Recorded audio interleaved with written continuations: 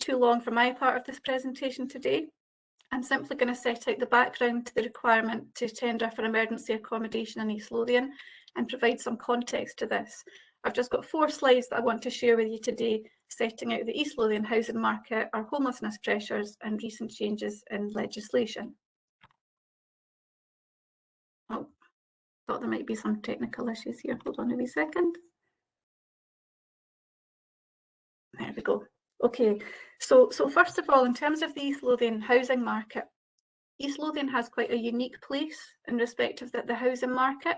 We sit within the South East Scotland region, and that's the most pressured housing market in Scotland. We've got significantly high demand and relatively low supply across the area. And this imbalance between supply and demand means that we have very high property prices, particularly in coastal areas in the east, such as North Berwick. And we also have very high costs in respect of private renting.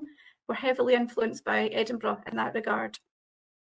We have around 8,800 council properties in East Lothian, and we have one of the lowest rates of turnover in Scotland.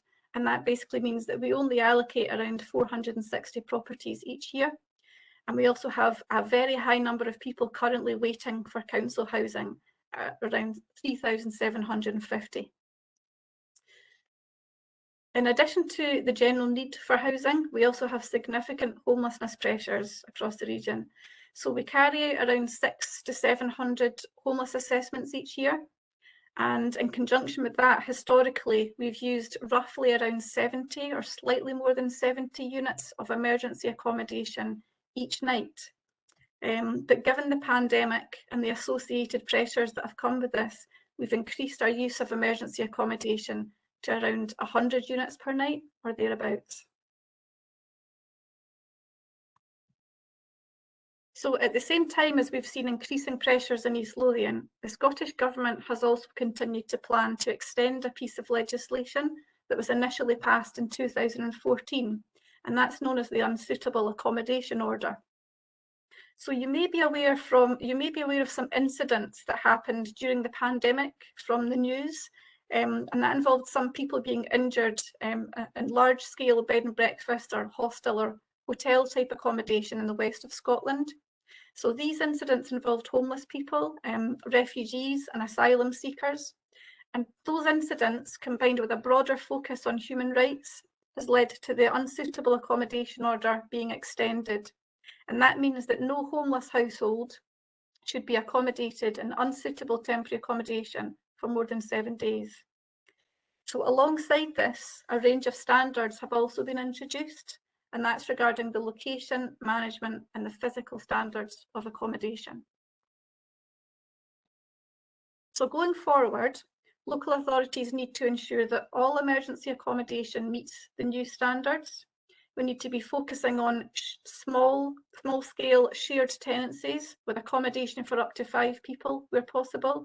And we also need to be aiming to permanently house people as quickly as possible in accordance with the new policy regime, rapid rehousing.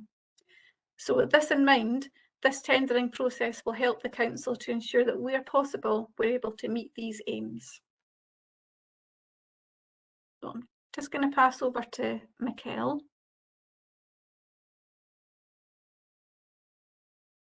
Early in this project, so I would like to give you an overview of the new framework. So the current one is just the framework, so it doesn't have any flexibility. And what we are trying to do is a flexible framework, which means that we have, the power, well, not the power, but we could open and close the framework when required. So which means that we could bring new suppliers onto the framework. So the term of the framework is meant to be 4 years in total, 2 years with option for extension for an additional 2 years. And as you may be aware, the framework is going to be broken down through 2 different stages. The first one is a pre-qualification stage, and the second one is when we evaluate the quality and the price. Just going to move to the next slide.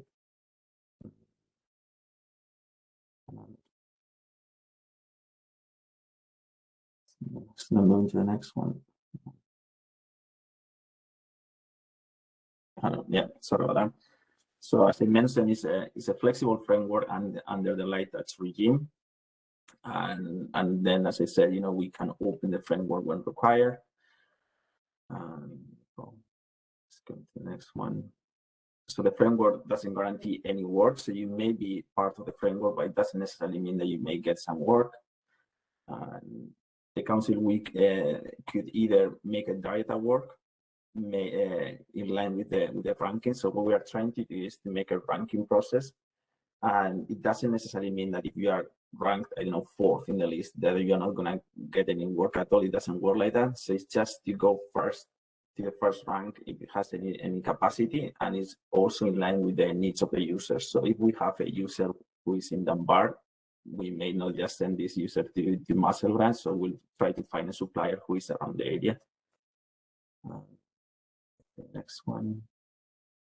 The qualification. So as I said, the tender is broken down into 2 different stages. The first one is the pre-qualification stage, and my colleague Owen is going to go through that one.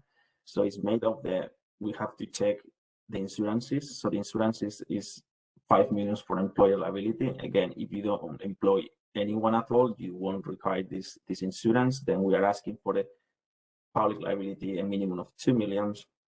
And then we've got the property contents and all these insurance that are part of the process as well. And the next one. Okay, then again, if your flat is made of more than 2 people, will be requiring HMO license. Okay, so that has to be submitted as well. And also, if you employ more than 5 people, we'll be asking for the health and safety policy, and as well as we'll be checking your accounts for the last 2 years. Okay, and then also there's a due diligence stage that we have to do along with the Police of Scotland. So what we do is we pass into them your details just to check that you are not, in any criminal group or anything like that. And then there is also a GDPR questionnaire as part of the tender process.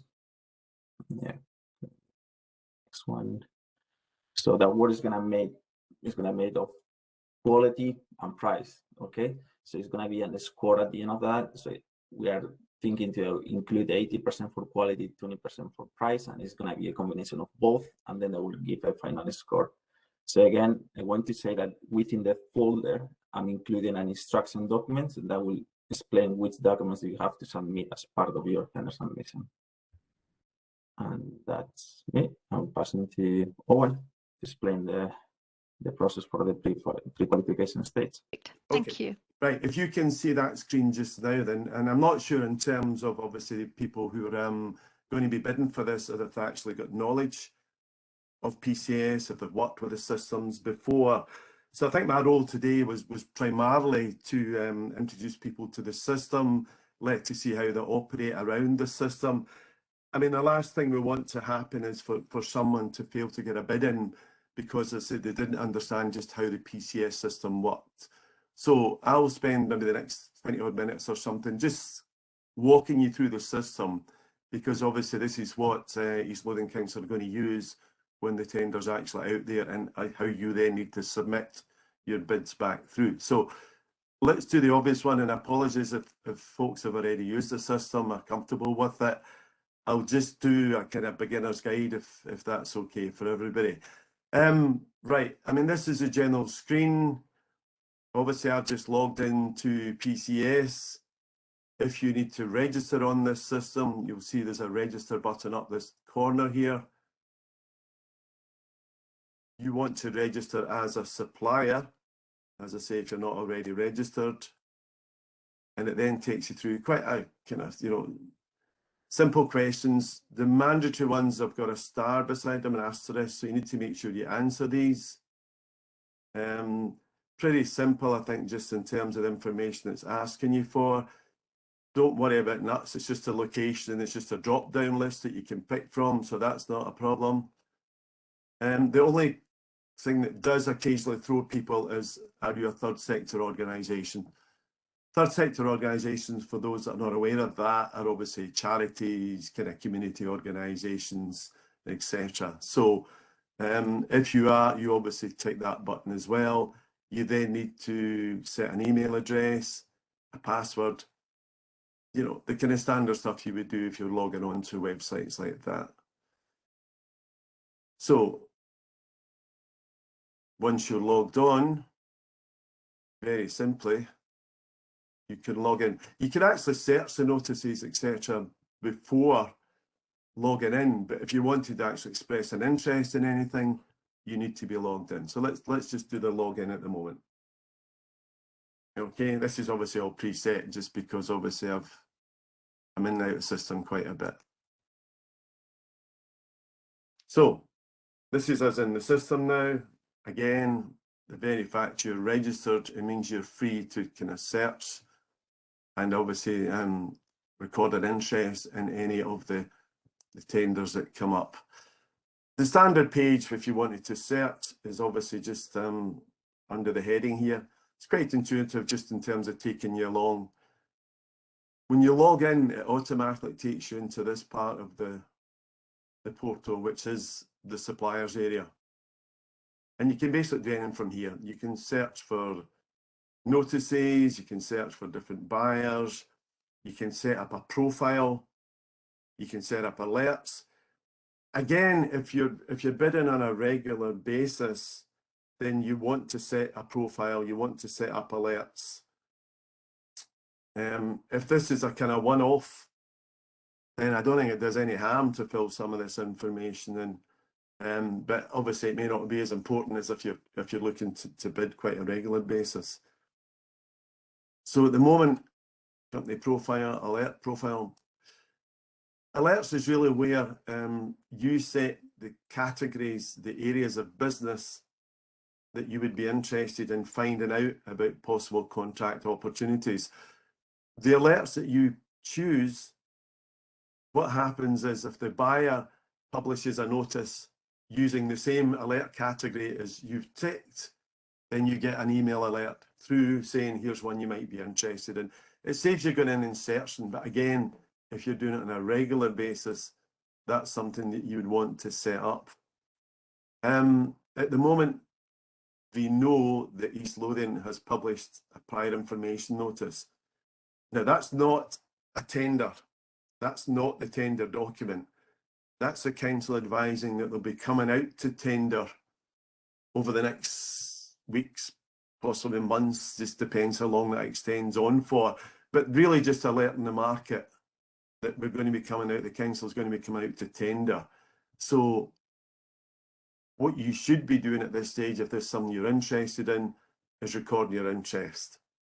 So how do you find that? Let's go back to the latest notices. So what I'm going to put in here is a buyer name, which is East, excuse my spelling, East Lothian Council. And rather than every tender that East Lothian has got out just now, what I'm going to put in here is a keyword. So we know it's for homeless accommodation, so we'll put homeless in here. We're down at the bottom and we'll search it. There's various ways to search the system, but this is obviously one of the ways just now. So this is the prior information notice, which the council obviously published just last week, I think the 23rd. Okay, so we're interested in this one. Let's open it up and have a look at it. Now at this stage, all you need to do is record your interest.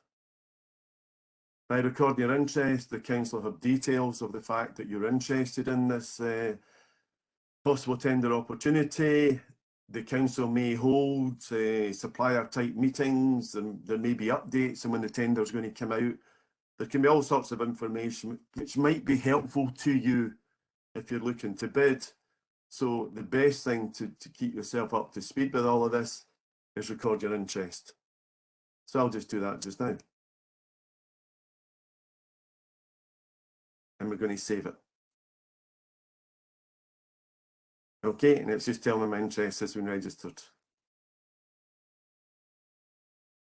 And that automatically moves it to an area within the suppliers area, which is the interest list. So here it's sitting in here. So as Michael talked about, you know, there could well be kind of mandatory requirements on a tender like this. So let's have a look at full text page, because the summary is just, you know, as it says there, it's kind of basic details on the requirements. We want to see the full text. So the full text is obviously giving you a bit more detail about it. It's a flexible purchasing system. It's not a fixed tender, as it were. The webinar is obviously running today to try and provide potential bidders with some background and information on just exactly what's going to be involved. And just date of dispatch of the notice. Q&A.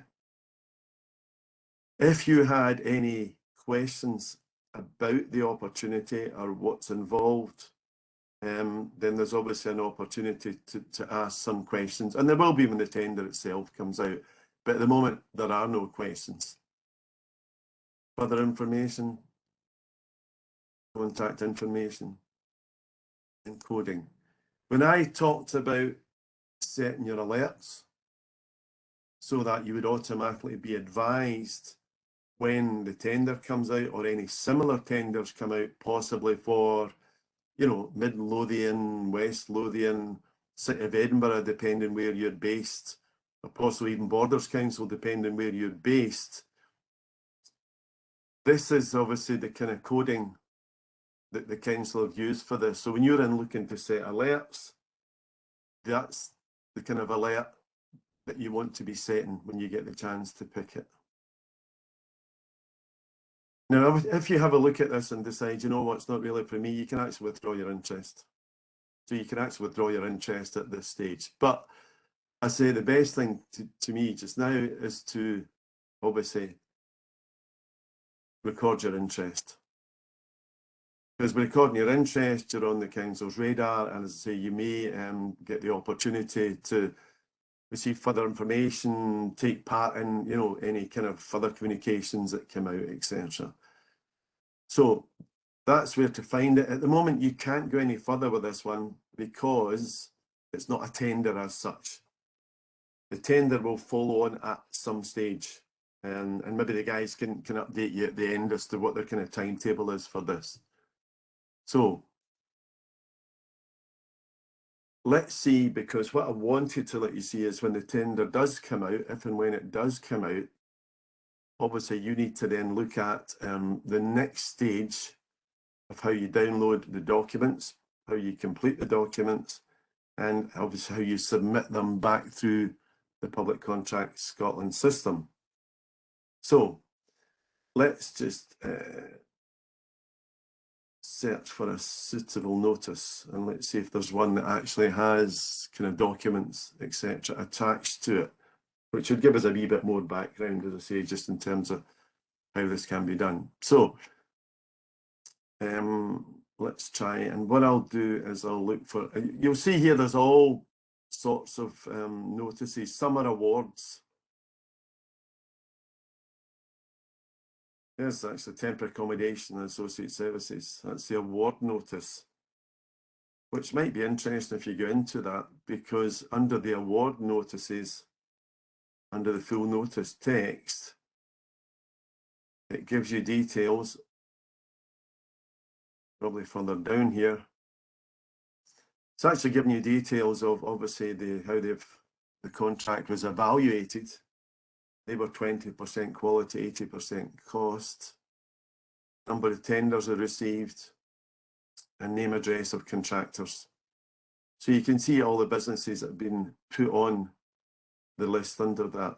So it can be quite interesting information just to see, as I say, all the information that comes out in terms of who's winning business, etc.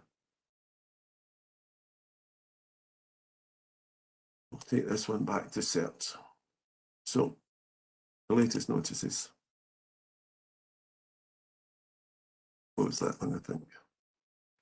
So what I was looking for here was current opportunities. And we'll search. So we don't want to see award notices just now, because what happens is we'll be looking for current opportunities. And you can see it's it never ceases to amaze me, the spread across the kind of public sector, from peatland feasibility studies to shuttle buses to ventilation works to webinar content, consultancy services. Yeah, the range is endless. But what I was looking for here was one where, I wonder if this one might have some, we'll try this one.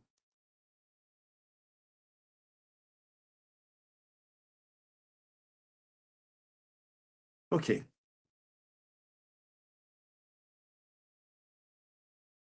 And I think that one says it's actually been cancelled, so that's not going to help us either. I'll go back and search for notices. Let's try.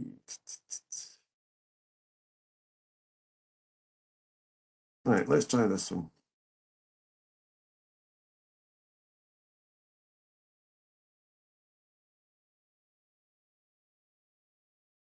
Now that one again is going to take us on a different website, so that's not going to help us either.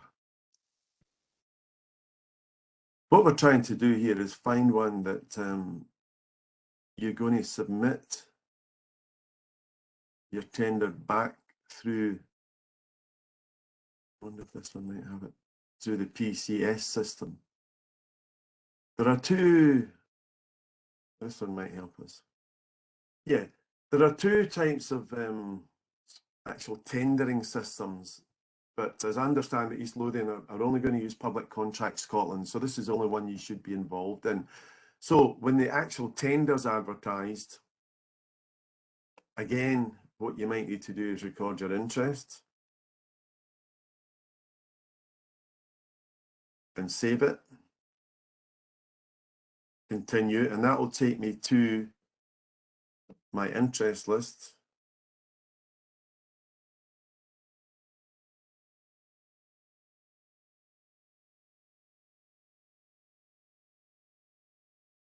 And what I'm looking to see here, right. So again,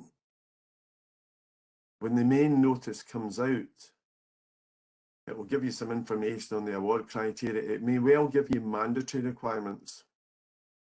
What they're saying here, there's selection criteria stated in the procurement document. So you would need to then download the procurement documents, and I'll show you how to find them, to go through the procurement documents to see what these selection criteria might be.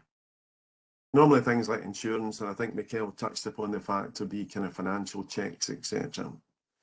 So with this one, we need to have a look at the documents. And there's only the one document with this one just now. Sometimes there can be 5 or 6 different documents you need to fill in. There could be documents giving you kind of background and guidance on what's required. There could be kind of general specification. There could be conditions, terms and conditions of what's involved. Some of that might be for information to look through and read through. And certainly, you know, sometimes there can be a lot of documents, but you need to make sure you read through them all. There could be something in there which is pretty essential in terms of how you're going to shape your bid or put your bid together. So make sure you read all these background documents. There could be other documents. I'd imagine this one here is one that you need to download as a Word document, complete it, and then upload it as part of your bid. Other documents could well be, you know, the kind of costings sheet. Michael touched upon that. You know, the way these bids are evaluated is a kind of quality price, you know, most economic advantageous tender, as they talked about. So it's a mixture between the kind of quality score for the quality type questions and obviously the score for the price that you submit. There could well be what they call a single procurement document, technical questions, which kind of method statements. There might be a form of tender document. There might be a no collusion document. So you need to read through all this documentation to understand, you know, what needs to be completed and uploaded. and what's really for your information. The single procurement document, I understand that the council are going to do that as a word-based document. Sometimes in Public Contract Scotland, that can be an online document. And the single procurement document is really questions on you as the bidder. You know, what's your background, what's your experience, lots of reasons for potentially excluding you from the tender exercise. You know, have you been guilty of defrauding inland revenue? Are you in receivership, etc.? So there can be lots of questions, exclusion type questions. Questions about, are you bidding as a consortium? So there's 4 or 5 maybe parties involved in the bid. Understandably, the council will then want to know who these 4 or 5 different parties are. Are you going to be using subcontractors? You know, there can be questions on general questions on quality, you as an organisation. You know, how do you know that you provide a quality service? Do you have quality policy, staff manual, complaints policy? You know, I work with lots of small companies who'll say to me, I've never had any complaints. And I'll say, that's fine, but how do you know if you don't actually, you know, ask your clients? Or how do you know if you don't have any kind of method statements of operation or instruction manuals for staff, depending if you've got staff, etc. So the single procurement document can contain questions on that, on quality. It can also contain questions in terms of environmental. You know, do you have a waste management policy? Do you have a low energy use in terms of insulating buildings, etc.? There can be lots of questions on environmental as well. And it's just a way of the council trying to understand a bit more about who you are and what you are, and are you suitable really to get the chance to bid. So documents, you know, when the tender comes out, when the notice comes out, there can be all sorts of documents in there. So some you need to download and upload, some are for information, but as I say, just make sure that you go through all these documents carefully. Further information, this one unfortunately, it's probably a bad one to pick, but you just don't know with some of these, how much information's in there. Contact information, yeah, and coding, again, just what it's been advertised under. With this particular one, let's take it back.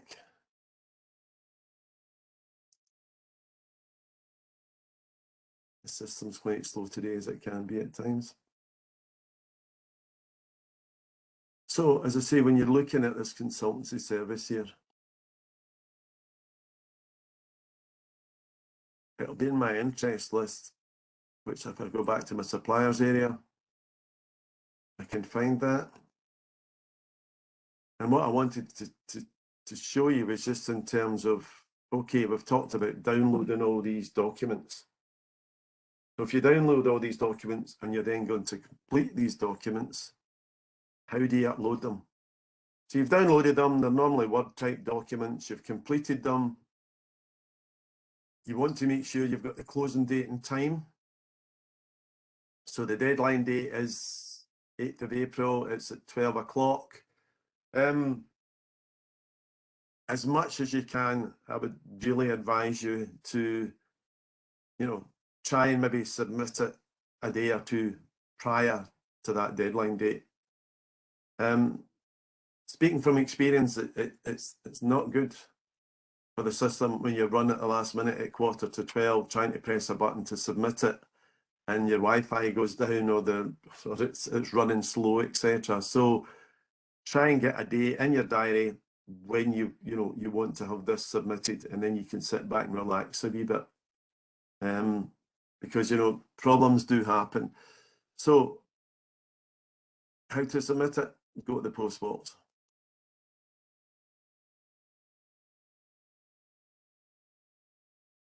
So this is the one we downloaded earlier. This is one we expressed an interest in. It's telling me I haven't created a bid. So I'm going to try and create one now. and it'll just give me a bit of background on myself, etc. And in here is where you upload your documents. So obviously there's nothing attached to this at the moment. But you know, this is where you upload the documents. You'll see there's obviously an individual file size limit. Just obviously it's quite extensive, but if you were looking to put in a lot of images, pictures, etc., then yeah, it can use that up. So normal Word type documents shouldn't be a problem. So obviously what you're looking to do is choose a file, it'll take you back into your system, and then you find the one, add it. I normally just put a brief description of what each document is. Once all these documents are there, if you've still got other documents to upload, you can save and exit. Or if you're happy everything's done, you can dispatch it and you'll get a notice back telling you that it has been dispatched. So you can see in terms of the system's quite simple to operate there. If I go back to my suppliers area now and go into that interest list, what it's going to tell me is that that I've started to create it, and rather than saying create now, it's saying edit. So that just shows you've started to do it, but I've not completed the process. So pretty straightforward in terms of what you need to do within that system, I think. And if there's any questions on that, I can certainly go back to it at the end. What I was hoping to do now is maybe go into the slide pack that I've created for 5. Has that come through now, Fran? Yes, it has. We can see it. We just need to get into full screen mode. Yep. And there's only a couple of slides in here I really want to touch on, because I think I said at the beginning, the majority of the slides that are in here are really kind of screenshots, just as kind of, what's the expression, aid memoir. It sounds very grand for me on a Tuesday afternoon, but just as kind of fallbacks in case there was anything you were a wee bit unsure of. So, you know, really just what we were talking about at the beginning here, the whole idea of what I think my part today, and obviously what the council are trying to do here, is to prepare bidders for this tender when it comes out, to make sure that everyone is familiar, comfortable using Public Contract Scotland portal. It is a different way of working from, you know, a lot of folk are still kind of paper-based operations, but it's, you know, majority of public sector tendering now is through portals, either this PCS one, or there's another one called Public Contract Scotland Tender, which is the electronic tendering system. So it's just to make sure everybody's comfortable using these systems. It has happened in the past that I've seen people who've lost out because they just failed to submit their documents in time, or they didn't submit the right documents, or they submitted a blank copy of a document. And that can happen because obviously if you're doing, you know, various updates to documents, etc., ultimately, you know, it might be the wrong version that gets submitted. So yeah, a bit of housekeeping in terms of how you operate this when you're bidding for these things. So, you know, a bit of background in PCS, why it's there, what it does. As I say, it's slightly different with this one because I'm aware that you know, this might be a bit of a one-off tender for some of the bidders, and obviously, correct me if I'm wrong at the end here. And also, I would also say to the council folks, please correct me as well if I'm giving out maybe some misinformation just in terms of how this might operate, because I've got a couple of slides at the end, just sharing some kind of background experiences I've had and potential questions. I don't work for East Lothian Council, so I may be way off the mark, but I thought I'd put in just a couple of slides just to kind of make you think a wee bit if you're bidding for this, the type of question that you might, and I say might, be asked, and how you might respond to that. So I say there's a bit of background on what PCS does, and what I've tried to do, obviously, and hopefully kind of talk you through the kind of setup of it, how to register. Wasn't sure if I've covered the correct alerts, but I can go back in and do that if we need to. Download the documents, completing your response, what Q&A does. Don't be shy with the Q&A system. Under the Q&A system, what the council will do is they will see your question. They know everybody who's expressed an interest in the opportunity. Your question will go in, and unless you put your name at the bottom of it, the question will be anonymous. But what the council will then do is they'll respond to your question, but that response, so your question, that response goes around everybody who's expressed an interest. Because obviously they want to make sure, in fairness, that everybody who's interested gets the same information. So don't be shy about asking a question. These things are too important. If you're unsure, and seriously, there's no such thing as a daft question. If you're unsure, ask, just to clarify. Again, just some background on PCS, if you're a supplier, what you can use it for, etc. And again, I didn't go through every function on that PCS system today, because I'm aware that, you know, the majority of people who probably listen to this webinar are only really going to be interested in this one opportunity. But again, just some screenshots of how you register as a supplier. As I went through that, then takes you into your supplier's area. You can search for buyers. I mean, the way I searched for that PIN notice was basically just through the latest notices, but you can also search under that buyer tab, which is obviously next to the suppliers area there, and just put in East Lothian Council or whatever, you know, public sector group you're working for, you're looking for. That was the category. So under that alert profile, takes you into the categories, and you can then search for, I just put social work related services in there, which then brings up the category which East Lothian Council have used on this. Obviously, as we looked at, the PIN notice is already in there, the prior information notice, just alerting the market. You need to record your interest if it's something you're looking at. If you have recorded your interest, you know, and there's another opportunity comes up under that category, you'll automatically get an email alert through the PCS system. Here's one you might be interested, type of thing. And again, when the tender comes out, when the actual notice comes out of the tender, record your interest, get the documents. I think I touched on this, the documents with the notice may, and I say may include because I'm not part of East Lothian Council, but these are the kind of things that you do see: background guidance, specifications, how the evaluation process is going to work.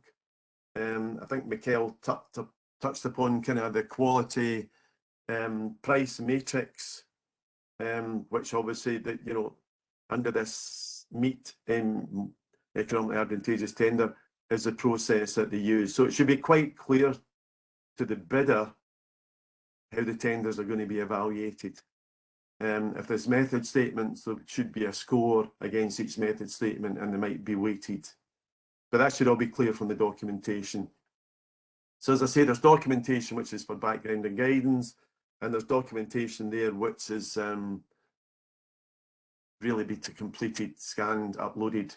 Your single procurement document I talked about, these method statements which are scored, and the costings which are scored. SPD, I think I touched on this as well. You know, really, if you think about this, the council are looking at this as a case of, you know, who are you and what are you and why should you get the opportunity? That's really what it's about. And it's to be honest, it's not a great analogy, but if you were looking for somebody to, I don't know, build an extension in your house, you know, what kind of questions would you be asking them? What would you want to know about them? And if you think of it from that respect, the questions are pretty straightforward and are pretty understandable. Michael again touched upon financial insurances, qualifications, accreditations. obviously the council need to ensure that you are, you know, suitable and capable, especially with an opportunity like this, of getting the chance to be included on their dynamic purchasing system here. And mandatory requirements, yeah, you know, most of these tenders will have some kind of mandatory requirement standards that you have to meet.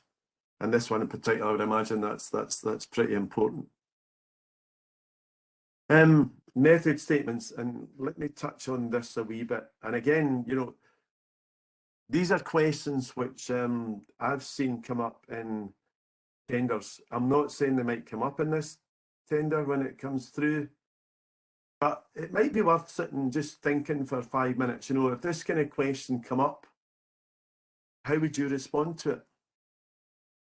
So, you know, what are East Lothian going to ask you? Well, they might ask you what qualifies your organisation to deliver the service as per the spec. You know, what qualifies you? So, what you're going to think about, the properties that you have available, where they're located. You may think about the experience you've got in providing homeless accommodation.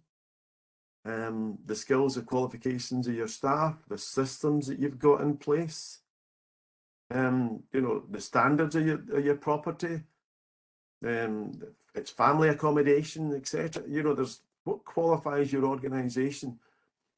What I would say, this is, and I think I've touched a slide on this later on, this is not a time for modesty.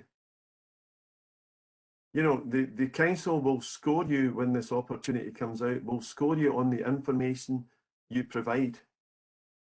I wouldn't like to tell you the amount of times I've sat down with somebody who's put a tender in and they've failed, they haven't been accepted. And they'll say to me, why? Why do you think, you know, I didn't score so well here?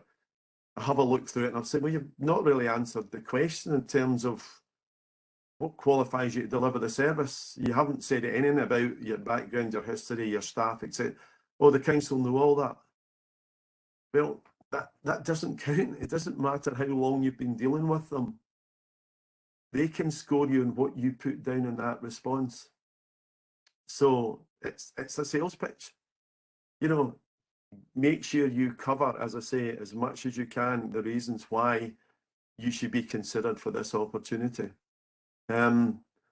So, as I say, it could be things like, you know, your houses are all, you know, fully insulated. They may be energy efficient. They may have solar panels. They may have, you know, all that kind of information, as I say, along with skills, qualifications.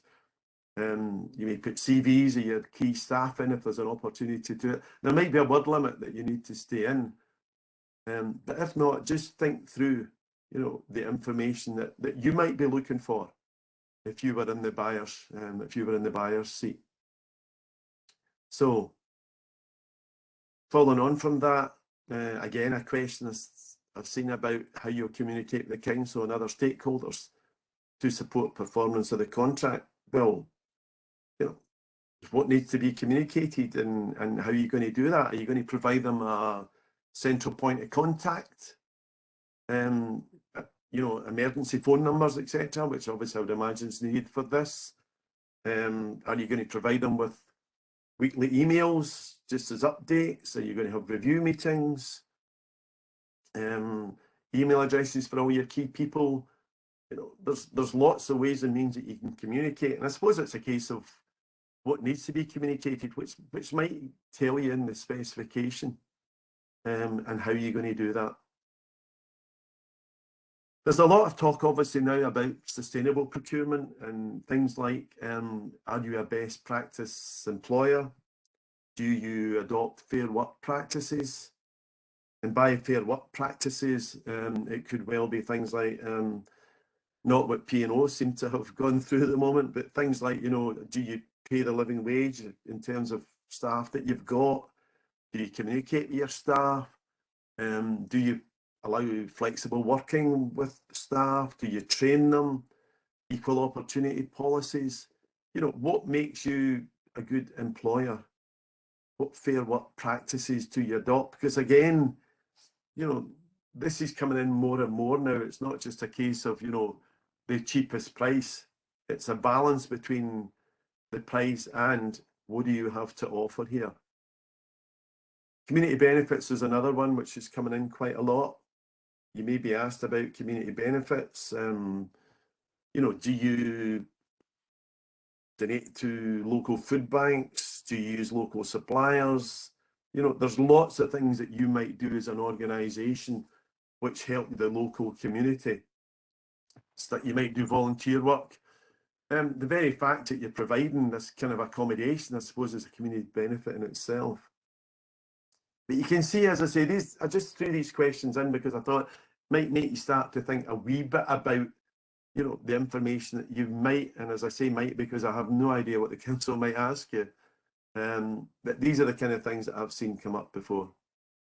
Pricing, you know, I'm not in the position to advise you how to do your pricing, but again, Michael mentioned that, you know, how these things will be scored will be a mixture between quality, in terms of how you answer these method statements, and your pricing.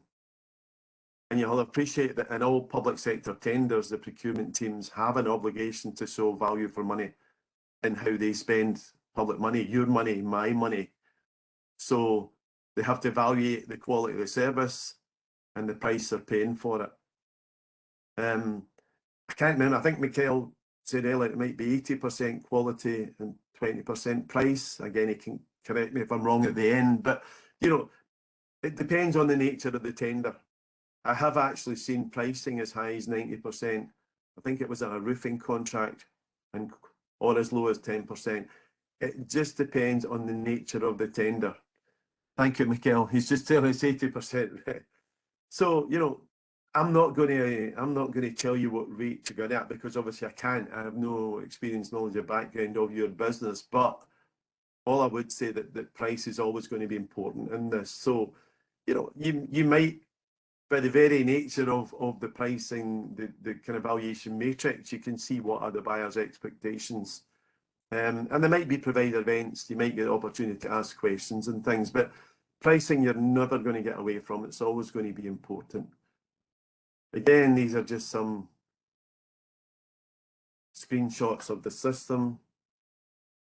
And I think I mentioned this, you know, ask questions. Yeah, I think I've covered all of these questions. All I would say is the kind of third point down there, when, you know, the fact it's a PIN notice just now, there's more kind of flexibility to ask questions. Once that actual tender comes out, in most situations, it's highly unlikely you'll be able to ask a personal direct question of the buyer. And you'll appreciate that the buyer's obviously anxious to ensure that everybody gets the same information. So once that actual tender opportunity is published, I would imagine if you've got a question, you might be referred back to the notice and use the Q&A on that system. It's just to make sure everybody gets the same information. And I think, again, I said, don't be frightened to ask questions and don't make assumptions about anything. I've seen people make assumptions and get it totally wrong. So if you're not sure, ask, get clarity. These things are too important. Q&A. Just some general points for me based on many years of experience and still learning as you go along. Really make sure you read all the documentation, specifications, terms and conditions, note down the salient points. I tend to, once I'm reading the spec, note down what's the kind of essential points, etc., and make sure that I cover these in the responses to the method statements. So you know really what the buyer's looking for. Again, I think I said this earlier, it's not a time for modesty. You know, clearly explain what you have to offer, why you're a good fit for the opportunity. It's funny, some tenders you see that it's like our mission statement is to provide the best accommodation in the area. Well, that's fine, but you know, I used to work with a boss who would say, kind of, well, so what? Where's the substance? Where's the proof? How are you going to do it? So, you know, don't remember to, if you do go down that line, it's all right saying it, but also go on to explain how you're going to deliver it. you want this, here's how we're going to do it type thing. Some of the questions, and I think I don't know if this will let me jump back up. Yeah, you know, some of the questions in here, you can see there's 2-3 different bits to it. Communicate with the council and other stakeholders. So don't forget about the other stakeholders type thing if you're doing your response to that. It's not the first time I've seen people answer one part of the question, but not another part. And if they're not answering half the question, they're probably only going to get half the marks. So, you know, break it down, bullet it, whatever way you want to answer it, but make sure you answer all parts of the question. Some information seem like you're stating the obvious, especially if you're a current provider. However, you know, and I'll mention this again, the evaluators cannot make assumptions either or rely on previous knowledge. If you do not write it, they cannot mark it. Sounds pretty basic, but as I say, I've seen it happen time after time. So make sure you get, you know, enough information down which really sells what you've got to do. Why you is really what you've got to keep thinking. Why you, and don't leave the tender till last minute. I still see people who don't get their tenders in time, so don't even pass go. And I think that's all I had, Fran. Record button again. Okay, so it was suppliers area. That's perfect. Yeah, what I would say is that there's 2 ways. Was it the SPD that you were? Yeah. Yes, please. There's 2 ways of doing the SPD document within Public Contract Scotland. I mean, originally it was always a hard copy document. So basically you downloaded a Word document, could kind of fill in the response and then upload the completed Word document. And I had a chat with Michael about that, and I'm not sure, I think that's what East Lothian are going to be doing here. They did develop an online version of the SPD Scotland, which has the opportunity to retain some information, so you can upload new documents, etc. From my perspective, I think it's a wee bit clunky, and I don't particularly like the online version in here within Public Contract Scotland, but it is sitting in there, so you can update company profile representatives, which will pre-populate some of the SPD document. The issue about, I think, always trying to put information into an SPD is when you come to the kind of technical section at the end, where there's a menu of questions and buyers can select which questions they want to drop into their SPD. So although you may have completed one, when you go on to the next tender, the buyer might have some different questions in there. So that won't be pre-populated as it were. And Michael can maybe confirm, the guys can maybe confirm if they're going to do a hard copy SPD that you just download with the rest of the documents, or if it's going to be an online version.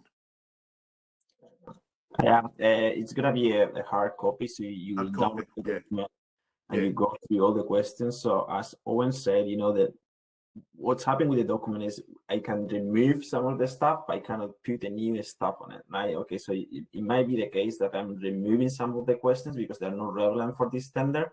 Yeah. So if you are doing an online one, in that scenario, you couldn't populate all the information. So my advice is just to download the document, answer the question, and put it back up again.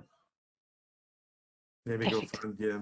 Perfect. Yeah. Let's see if this one would. It's prior information. Let's see if this one will do it for me. So if the SPD is an online one, which I think Michael's just clarified, it's not going to be. This probably won't have it either, actually. If I go to edit this, yeah, you can see. So the SPD, the online one, is actually sitting in here. So you don't see it until you actually go to create your response. And I once worked with a supplier who at 11:45 went to submit his bid, and it won't actually let you submit. You will not be able to dispatch the response until this SPD has been fully completed. So he had all his other documents, wouldn't let him submit it because he hadn't generated the online SPD. And this is where it can get quite confusing. So call me a Luddite, but the very fact it's a hard copy, which Michael has just confirmed East Lothian are going to use means it'll be along with all the documents, so you don't need to worry about this online version.